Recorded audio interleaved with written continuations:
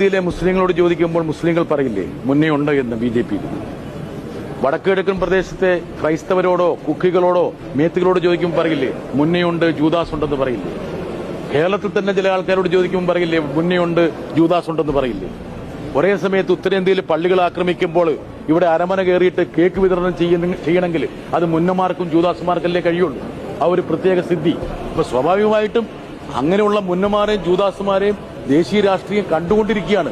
ഞാൻ ഈ രണ്ട് പ്രയോഗങ്ങൾ നടത്തിയ ശേഷം പ്രതിപക്ഷ നിരയിലുള്ള ആൾക്കാർ കൂടി ആ പ്രയോഗം നടത്താൻ ശ്രമിച്ചു. എന്താ കാരണം? നിത്യേന വന്നോണം അവർ കണ്ടുകൊണ്ടിരിക്കുന്നതാണ്. ഒരേ സമയത്ത് സബ്കാ സാത്ത് സബ്കാ വികാസ് എന്ന് പറയും.